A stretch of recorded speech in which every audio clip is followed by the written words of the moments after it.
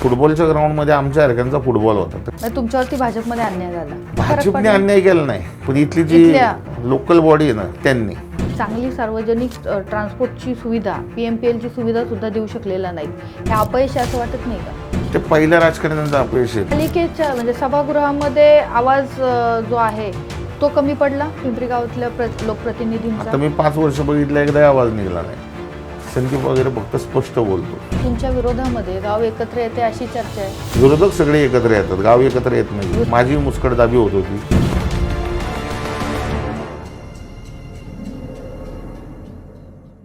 पिंपरी चिंचवड शहराचं राजकारण गावकी भावकीचं आहे असं म्हटलं जात असलं तरी हे राजकारण एका बाजूनं फक्त भावकी भावकीमध्ये पण चालतं. पिंपरी असेल, चिंचवड असेल, काळभोळनगर असेल, भोसरी असेल, ही जी शहरातली छोटी गावं आहेत, या गावांमध्ये विशेषतः आपल्याला भावकीचं राजकारण पाहायला मिळतं. आज आपण हे भावकीचं राजकारण नेमकं कसं चालतं आणि यामध्ये गावाच्या विकासाचे मुद्दे नेमके कुठे असतात यावरती बोलणार आहोत. आणि यासाठी आपल्यासोबत आहेत भाजपमध्ये असलेले पण आत्ता अजित पवारांच्या राष्ट्रवादीमध्ये प्रवेश केलेले संदीप वाघेरे. नमस्कार. तुमचं आसपासच्या या किरण कार्यक्रमामध्ये स्वागत. तुमच्याशी गप्पा मारायच्यात तुमच्या प्रभागातल्या, तुमच्या गावातल्या राजकारणाबद्दल. नेमकं काय राजकारण म्हणजे तुमच्या गावातल्या भावकीच्या राजकारणाबद्दल. तुमचा जो प्रभाग आहे, प्रभाग 21 पिंपरी गाव, तर पिंपरी गावामधलं राजकारण पाहिलं तर आजपर्यंत तिथं भिकू वाघेरे पाटील, त्यानंतर आत्ता संजोग वाघेरे पाटील असं ते समीकरण पाहायला मिळतं त्या गावामध्ये. तुमचेच आडनाव बंधू आहेत, तुमची भावकी येते. पण हे भावकीच्या राजकारणामुळं गावचा विकास जो आहे तो होत नाही असा एक आरोप गावातले लोक करतात, या शहरातले लोक करतात. काय अडचणी आहेत किंवा नेमकं काय आहे भावकीच्या राजकारणामध्ये? तुमच्यातच सगळं चालतं आणि त्याच्यात प्रश्न बाजूला पडतात का? आता ही महापालिका, त्याच्या अगोदर नगरपालिका, 1970 मध्ये नगरपालिका स्थापन झाली, नगर परिषद. त्याच्यानंतर तुमच्याच राज्य इथं उपनगराध्यक्ष होत्या. त्यावेळेला जो काही विकास झाला असेल तो मला माहीत नाही, पण मला जसं 85, 86, 87 पासून कळायला लागलं तर मी बघतो की गाव आमचं आहे तसंच आहे. 35-40 वर्ष. 2017ला मी निवडून आलो म्हणजे मला जसं भैरवनाथ मंदिर कळतं, ते मंदिर जसं बघितलं मी तसंच होतं. ते फार म्हणजे ते गळत होतं, लिकेज वगैरे भरपूर. आणि एकाच घराची मक्तेदारी होती की आम्ही म्हणाल तसंच. आणि त्यांच्याकडे विकासाची दृष्टीचा अभाव आहे. आणि 17ला निवडून आल्यानंतर छत्रपती शिवाजी महाराज पुतळा असेल, त्याचं सिंहासन आरूढ पुतळा बसवला, भैरवनाथ मंदिराचा जीर्णोद्धार केला, त्याच्यानंतर प्लेग्राऊंड केले, गार्डन केले. पिंपळे सौदागरला एक पॅरलल ब्रिज गरज होती. जुना ब्रिज मला वाटतं 84-85 झालेला आहे, ते पण श्रीरंग शिंदे नगरसेवक असताना. तो 7.5 मीटरचा होता, मग आता 12 मीटरचा एक पॅरलल ब्रिज केला. वाहतूक कोंडी थांबली तिथली. एक 35-40 वर्ष पिंपरी गावची मागणी होती की रेल्वे प्लॅटफॉर्म क्रॉस करायला आपला ब्रिज करायचा. बरेचसे नगरसेवक होऊन गेले, ते कुणाकडनं झालं नाही. सुनीता वाघेरेंनी प्रयत्न केला, कारण त्या वहिनीचं खरंच काम आहे बरं का, पण त्यांना ते श्रेय घेऊन दिलं गेलं नाही. त्यांनी त्यांच्या कारकिर्दीमध्ये छत्रपती शिवाजी महाराज पुतळ्याची टेंडर काढलं होतं. म्हणजे बजेट पुस्तिकेमध्ये त्यांनी 50 लाख रुपये तरतूद पण केली होती. रेल्वे उड्डाणपुलासाठी त्यांनी फॉलोअप केला. अर्धी जागा मिलिटरीकडून ताब्यात आली, म्हणजे महापालिकेने त्याचे पैसे भरले, पण पुढची जागा अधिकाऱ्यांनी त्यांना अंधारात ठेवलं म्हणून त्यांना कळलं नाही. त्यावेळेला 9 मीटरचा ब्रिज होता तो. साधारणपणे 12-13ला त्यांनी ते केलं होतं, पण ते नंतर पेंडिंग पडलं. परत जिजामाता हॉस्पिटल, त्यांच्या काळात त्यांनी ते काम चालू केलं. मी नंतर आल्यानंतर ते जिजामाता हॉस्पिटल पूर्ण करून घेतलं. कोविड पिरियडमध्ये टेंडर वगैरे प्रोसेसला वेळ लागेल ह्या हिशोबाने डॉक्टर वाबळेशी माझं बोलणं आलं, डीन वायसीएमचे. ते म्हटले बेड व्हेंटिलेटर आमच्याकडे नाही आहे. मग सो खर्चाने 50 व्हेंटिलेटर दिले, 50 व्हेंटिलेटर बेड दिले, 4 व्हेंटिलेटर दिले, 2 हायप्लो मशीन दिल्या. म्युकरमायसिसच्या नंतर सेकंड फेजमध्ये आजार आला. महालक्ष्मीच्या मंदिरातले दानपेटीतले 9 लाख रुपये, स्वतःचे 6 लाख, असे 15 लाख रुपयाचं मटेरियल ते दिलं. असं साधारणपणे 70-1 लाख रुपयाचं महापालिकेला मी डोनेट केलेलं मटेरियल, की अत्यावश्यक आणि गरज ज्या मेडिकल फॅसिलिटी लोकांना गरज आहे ते मी त्यावेळेला दिलं. आणि माझा एक स्वभाव लहानपणापासून की मी म्हणत नाही, पण मला जे वाटतं की हे काम करायचं आहे, योग्य वाटतं आणि हे ते मी करतो. मग त्याच्यात किती जरी अडथळे आणले किंवा काही जरी केलं तरी मी ते पार करतो आणि मला ते मी टार्गेट माझं अचीव करतो. पण ह्या लोकांनी मला नुसतं अडवणूक करणे, माझी कामं थांबवणे, वेगवेगळे मला विघ्न घालणे, असे बरेच उद्योग केले आणि मी ते सगळे पार केले. पिंपरी गावाच्या आजूबाजूला म्हणजे तुम्ही आता जो पिंपळे सौदागरच्या पुलाचा उल्लेख केला, पिंपळे सौदागर असेल, राटणी असेल, ही 2 गावं छोटी गावं होती, अगदी काहीच नव्हतं. पण 2006 नंतर ती जी गावं आहेत ती खूप 360 अंशामध्ये बदललीत, तिथं विकास झाला. पिंपरी गावात हे का झालं नाही? महात्मा फुले क्रीडा संकुल जे मी आल्यावरती केलं, TDRच्या स्वरूपात 100 गुंठे जागा महापालिकेला ताब्यात भेटली पवनेश्वर मंदिराच्या इथं. म्हणजे 7 पासून 17 पर्यंत त्या जागेमध्ये काही करण्यात आलं नाही. मग ती जागा ताब्यात आलेलीच होती, तिचं टेंडर काढलं आणि तिथं महात्मा फुले क्रीडा संकुल जागेवरती करून घेतलंय. आणि महात्मा फुले आणि सावित्रीबाईंच्या अर्धपुतळे आता तिथं बसतील, ते जे मी स्वतः महापालिकेला डोनेट केलेले आहेत. त्यात हे इलेक्शन झाले की अजितदादांच्या हस्ते ते लोकार्पण सोहळा होईल त्याचा. नाही, माझा प्रश्न हा होता की गावचा विकास का झाला नाही? म्हणजे त्याच्यानंतरची छोटी गावं 2, पिंपरी मोठं गाव ना, आणि बाजारपेठ शहराची मेन तुमच्याच प्रभागात आहे. मग असं असताना छोटी गावं जी होती, पिंपळे सौदागर, राटणी, ही एकदम छोटी गावं पिंपरीच्या मानाने. पूर्वी तिकडून लोक काही साधं तेल मीठ घ्यायचं असेल तर त्यांना पिंपरीत यायला लागायचं किंवा कॅम्पात यावं लागायचं. पण आता ती परिस्थिती पूर्ण बदललेली ना. गाव इतकं मागं का पडलं? पिंपरी गावात विकासात्मक दृष्टी नाही पहिल्यापासून जे नेते होते. दुसरी गोष्ट, ह्यांना कुठलं रिझर्वेशन जागे ताब्यात घेता आलं नाही. आलेलं रिझर्वेशन त्यांना ते डेव्हलप करता आलं नाही. रस्ते ताब्यात घेतले नाहीत. जे इथं समजा एखादा रस्ता झाला तर तिथं दुकानं येतील, बिल्डिंग होतील, रोजगार वाढतील, हे कधी केलं नाही. त्यांना वाटलं की हे गाव असंच खितपत पडलं पाहिजे, माझ्या उमऱ्यापर्यंत यायचं, माझ्यापासून तुम्ही तुमच्या घरी परत जायचं. पालिकेच्या म्हणजे सभागृहामध्ये आवाज जो आहे तो कमी पडला पिंपरी गावातल्या लोकप्रतिनिधींचा. आता मी 5 वर्ष बघितलं, एकदाही आवाज निघाला नाही. जे पिंपरीतले नगरसेवक होते, मी 5 वर्ष बघितलं, एकदाही सभागृहात बोलले नाहीत ते. आणि तुम्ही तसं मिनिट जरी काढून बघितलं तर तुम्हाला लक्षात येईल. आणि मी चुकीच्या कामाला सभागृहात मी वेळोवेळी माझ्या पक्षाविरुद्ध पण मी आवाज उठवला आणि जे मला योग्य वाटलं, जे योग्य होतं तेच मी करून घेतलं. दुसरा प्रश्न असा आहे की तुम्ही तुमच्या पक्षाविरुद्ध पण आवाज उठवला.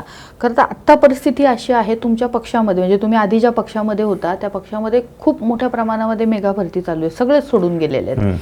आणि मग असं असताना तुम्ही मात्र इकडं आलेलात, काय कारण आहे? आणि ज्यांनी या निर्णयाला विरोध करायचा प्रयत्न केला त्यांनी थोडंसं कुठेतरी आंदोलन केलं, आत्मक्लेश केला, पण नंतर त्यांचेही आवाज बंद झालेले आहेत.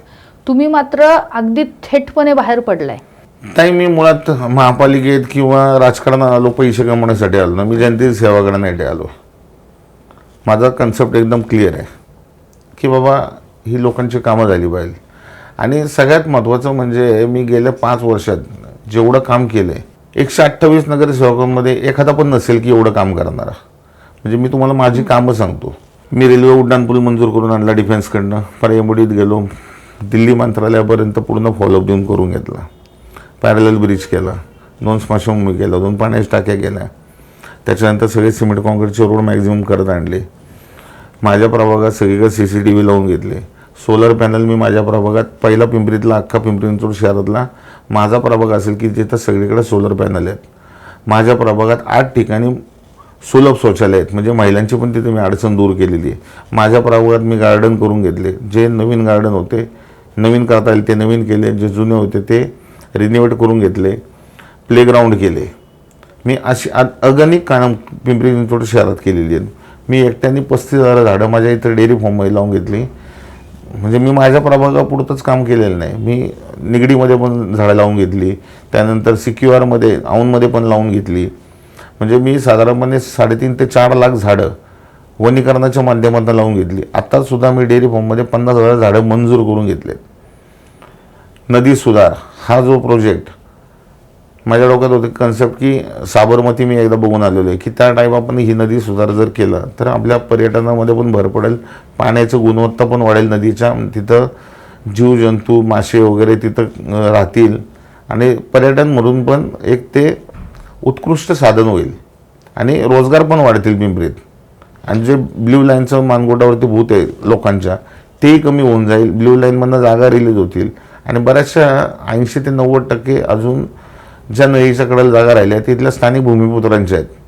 म्हणजे एक आमच्या स्थानिक लोकांमध्ये असं म्हणे की नदीच्या कडेला जागा असतील की ती घरी खायला होईल, त्याचं शेती करता येईल असं पद्धतीने त्यावेळेला जागा ठेवण्यात आल्या. पण आणि माळरान असेल, खडकावरच्या जागा असतील त्यावेळेला विकल्या गेल्या. आणि या शहराचं असं आहे की MIDC, डेअरी फार्म ह्यांनी बऱ्याचशा जागा ॲक्वायर केल्या. नंतर प्राधिकरण आलं, प्राधिकरणाने पण लोकांच्या राहणीमानासाठी जागा ॲक्वायर केल्या. पण या सगळ्या ह्याच्यामध्ये या गोष्टी झाल्याच, पण आज पिंपरी गावात पाहिलं तर मी पुन्हा त्या 2 छोट्या, कारण ती खूप बदललीत. पिंपरी त्या 2 गावांपुढं पिंपरी काहीच नाही आहे. आत्ता पाहिलं तर पिंपरी गावातून कुठल्याही ठिकाणी जर जायचं असेल तर पब्लिक ट्रान्सपोर्टची सुविधा नीट नाही आहे.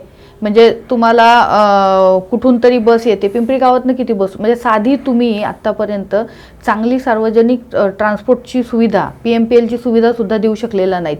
हे अपयश असं वाटत नाही का? ते पहिल्या राजकारण्यांचं अपयश आहे. पिंपरीत ह्यांना जे कामं करायची होती, समजा आता पिंपळा सौदागर छोटासाच ब्रिज होता 7.5 मीटरचा 2 लेनचा. सौदागरवरनं गाड्या यायच्या पहिल्या पिंपरीत. एक काळ असा होता की पिंपरी गावामध्ये एवढ्या सगळीकडनं बस जायच्या. नंतर तो एक 10-15 वर्षाच्या पिरियडमध्ये तो काळ हे झाला. पिंपरी कॅम्पातनं जर पिंपरीत गाडी आणायचं म्हटलं तर एवढं कंजेस्टेड एरियातनं गाडी बस येत नाही. रेल्वे उड्डाणपूल आता झाला तर पिंपरीत आणि मी सबवे पण मंजूर करून घेतला आहे. म्हणजे डायरेक्ट बस पण तिथनं येईल. त्यानंतर पॅरलल ब्रिज केला आहे, तिथनं पण बस येतील. आणि आत्ता मेट्रोमुळं 2 किलोमीटरच्या पेरीमध्ये छोट्या बसेस म्हणजे 12 मीटर असतील, 17 मीटरच्या अशा आपण 1000 बसेस घेणार आहोत. त्या पिंपरीतनं ट्रान्सपोर्ट चालू होईल सगळं. पण दुसरा एक त्याच्यामध्ये महत्त्वाचं आहे, तुम्ही गावामध्ये शिवाजी महाराजांचं पुतळ्याचं जे काम असेल ते तुम्ही केलं, तुम्ही ग्रामदैवताचं मंदिर उभं केलं. पण आज पिंपरीतल्या महापालिकेच्या शाळांची अवस्था काय? मी आल्यापासून अत्यंत चांगली आहे. म्हणजे आमचं विद्यानिकेतन जर शाळा बघितलं तिथं ऑफिस नव्हतं प्रिन्सिपलचं, ते ऑफिस करून दिलं. तिथं सोलर पॅनल केले, त्याच्यानंतर तिथं कॉम्प्युटर्स वगैरे रूम तयार केले, लॅब तयार करून दिली. आणि तुम्ही ती खरंच शाळा येऊन बघा. डपराबाची शाळा पण बघा, ती पण उत्कृष्ट आहे. हिंदी जी शाळा आहे ती पण, परत त्याच्यानंतर उर्दू शाळा आहे ती पण पहा, उत्कृष्ट शाळा झाल्यात आत्ता.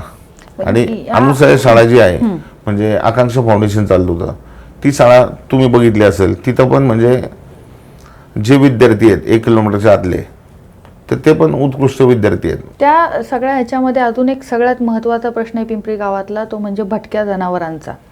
चालता येत नाही. तुम्ही त्या जनावरांसाठी म्हणजे गोठा एक जो होता त्याची पालिकेचा तिथं ती जागा तुम्हाला ॲक्वायर करता आली नाही, त्या जनावरांचा प्रश्न सोडता आला नाही. आज जर तुम्ही बघितलं तर तिथून लोकांना दिवसा असेल, शाळा सुटायच्या वेळेस असतात, लोक येतात तिथंच सगळे ती घाण टाकतात, त्यांना खायला टाकतात, प्लॅस्टिक खायला आलं.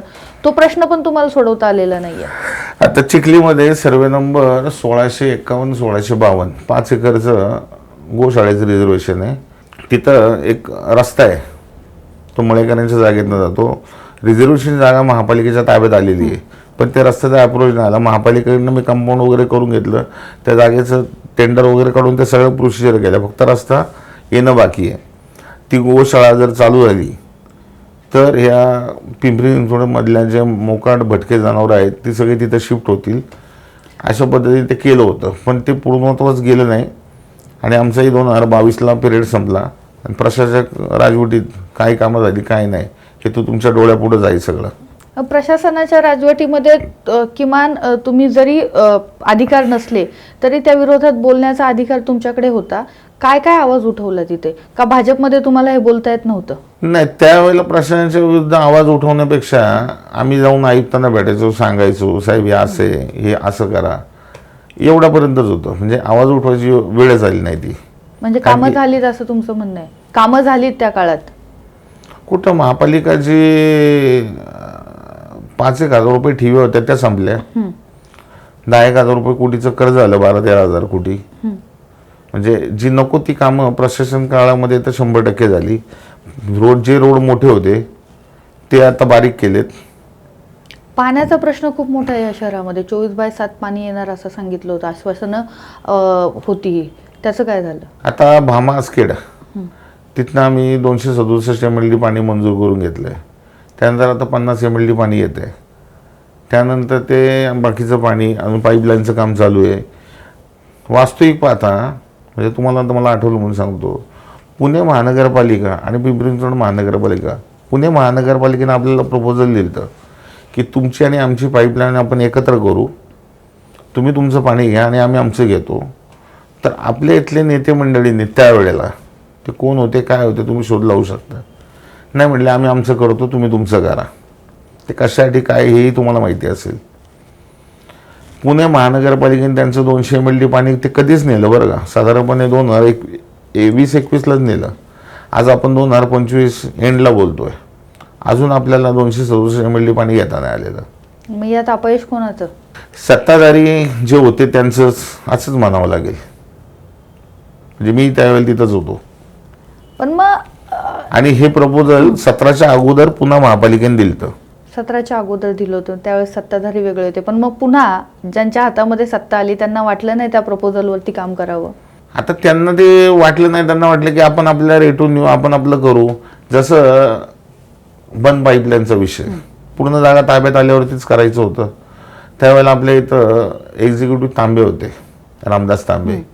त्या अधिकाऱ्यांनी चुकीचं गायडन्स, चुकीचं फिडिंग, बोलण्यामध्ये चुकीचं, त्याच्या हिशोबाने ते तळेगावचा जो मावळचा पाणी प्रश्न चिघळला नव्हता तो. त्या लोकांचं पण म्हणणं आहे की ठीक आहे तुम्हालाही स्वच्छ पाणी आलं पाहिजे, आम्हालाही आमच्या शेती आहे, बाकीच्या गोष्टी.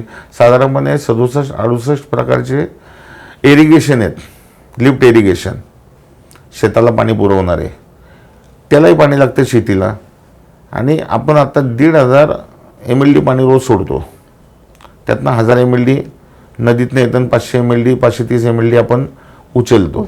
ते पाणी वाचलं असतं, नदी पण स्वच्छ राहिली असती. पण अधिकारी पण चुकीचे आणि राजकारणी त्याच्यावरून चुकीचे आहे. कारण की त्या राजकारण्याने त्या काळातले, आणि ते राजकारणी कोण होते आणि काय होते, स्टँडिंग चेअरमनला कोण होतं ह्याची तुम्ही माहिती घ्या. आणि ज्यावेळेला ते प्रपोज आलं त्यावेळेला, हे जे आत्ताची जी निवडणूक आहे तुमची, ती निवडणूक तुमची भावकीच्याच विरुद्ध आहे. भावकी विरुद्ध भावकी असं एक, जे गाव कोणाच्या सोबत. मी कोणाला विरोधकच मानत नाही.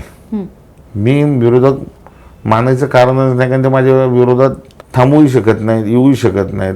कारण की माझं कामाचा मी एवढा डोंगर केला. कारण की पण तुमचं कर्तृत्व काय असं चर्चा आहे, काय कर्तृत्व आहे संदीप वगैरे? ताई, मी आत्ताच तुम्हाला सांगितलं माझं कर्तृत्व काय आहे. मी जी कामं केलेली आहेत, मी वायसम हॉस्पिटलला बेड म्हणा, व्हेंटिलेटर म्हणा, हायफ्लो मशीन म्हणा, म्युकरमायसिसच्या मशिनरी, रेल्वे उड्डाण पूल, पॅरलल ब्रिज, स्मशानभूमी, पाण्याच्या टाक्या, सिमेंट काँक्रीटचे रोड, CCTV कॅमेरे, परत ते सोलर पॅनल बिनल. माझ्या 9 मार्चच्या ग्राउंड होते. आम्ही जेव्हा लहान होतो आम्हाला वाटायचं की हायमस्ट तिथे लागले पाहिजे, ते मी लावून घेतले. तुम्ही आला होतात, क्रिकेट मॅचेस वगैरे पोरं खेळतात तिथं. 50 पोरं खेळत नव्हते, आज 500 पोरं खेळतात डेली. ग्राउंड ताब्यात घेतलेत, गार्डन ताब्यात घेतलेत, गार्डन करतोय. तुमच्या विरोधामध्ये गाव एकत्र येते अशी चर्चा आहे. विरोधक सगळे एकत्र येतात, गाव एकत्र येत नाही. विरोधक एकत्र येतात. हां. आणि ह्या विरोधकांनी मला वेळोवेळी बऱ्याच वेळेला एकत्र येऊन त्रास द्यायचा प्रयत्न केला, पण दैव संयोगाने कर्म माझे चांगले आहेत, देवाने ते हाणून पाडले. पण संदीप वगैरे बोलायला फाटके आहेत आणि म्हणून ते नको आहेत असंही एक लोकांचं म्हणणं आहे. संदीप वगैरे आता ह्यांनी ते पेरलेलं आहे. संदीप वगैरे फक्त स्पष्ट बोलतो आणि खरं बोलले की सख्याईला राग येतो. आणि का बोललं नाही खरं, राजकारणात म्हणतात खरं बोलू नये, पण मी राजकारण करतच नाही. मी जे करतो ती समाजसेवाच करतोय. आता अजित पवारांच्या राष्ट्रवादीमधनं तुम्ही ही निवडणूक लढवताय, काय आणखी कुठले मुद्दे आहेत ते घेऊन तुम्ही या निवडणुकीत उतरताय? केवळ गावाचाच प्रश्न नाही, ती सगळी शहरातली सत्ता तुम्हाला मिळवायची आहे. आणि गेल्या 9 वर्षामध्ये एक हाती कारभार जो आहे तो भाजपने इथं केलेला आहे. सोपं वाटतं? का अवघड आहे? तुमच्यातले अनेक जण भाजपमध्ये गेलेले आहेत. हे बघ, जनता कुठं आहे हे बघा. आता मी राष्ट्रवादीत प्रवेश केला तर बरीचशा लोकांचे मला अशा कमेंट आहेत की तुम्ही चांगलं काम केलं. हे बघा ताई, मी आता समजा जरी ह्या अशा परिस्थितीत मी BJPतच राहिलो असतो, म्हणजे आता देवेंद्र फडणवीस साहेब पण काल परवा म्हणले की संदीप वगैरे आपल्यातनं का गेला. त्यांनाही नंतर कळालं की का गेलो. जैनचं इन्कमिंग झालं म्हणले त्यांचं कर्तृत्व काय किंवा काय ते एवढे मोठे आहेत का, अमुक आहे का धमुक आहे का, XYZ. मला काय माझे जे सोर्स आहेत तिथनं मला माहिती कळाली. आता मला तिथलेच नेते मंडळी की परत तू इकडे ये, आम्ही साहेबांची मिटिंग करून देतो. आणि एकदा बांध सुटल्यावरती परत काय तो हे करता येत नाही. आता मी तिकडनं इकडं आलो आहे. आता मी इनामी इतबारे जसं मी तिकडं काम केलं 8 वर्ष तसंच मी दादांबरोबर राहणार. आणि एकंदरीत तुम्ही मग अशी म्हटलं की संदीप वगैरे भटकाय, तर दादा पण तसे स्पष्ट बोलणार आहेत. ते होत असेल तर हा म्हणतात, नसेल होत तर नाही म्हणतात. आणि तो स्वभाव माझा पण आहे. दुसरी गोष्ट म्हणजे भाजपमधले जे कार्यकर्ते त्यांच्या मनात जी खतखत आहे या इन्कमिंगला धरून काम करणारे, की जे आत्ता ज्यांना निष्ठावान म्हणलं जातं किंवा जे आत्ता या सगळ्या तिकिटाच्या रेसमध्ये होते ते डावलले जात आहेत, त्यांच्या मनात खतखत आहे. ते म्हणतात की आम्हाला बोलता येत नाही, आमची घुसमट होते. तर आहे का भाजपमध्ये इथं स्थानिक पातळीवरती बोलता येत नाही, हे कितपत खरं आहे? हे बघा ताई, माझं DNA ते हिंदुत्वाचं आहे.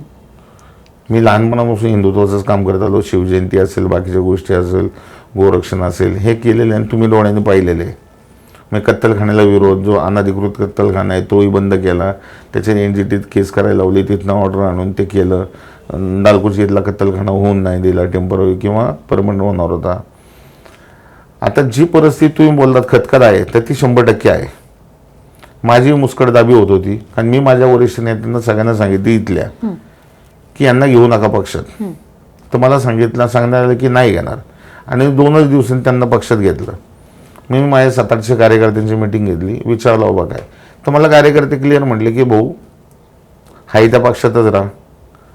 काही म्हणले अपक्ष उभा राहा, काही म्हणले पक्ष बदल करून दादांच्या पक्षात जा.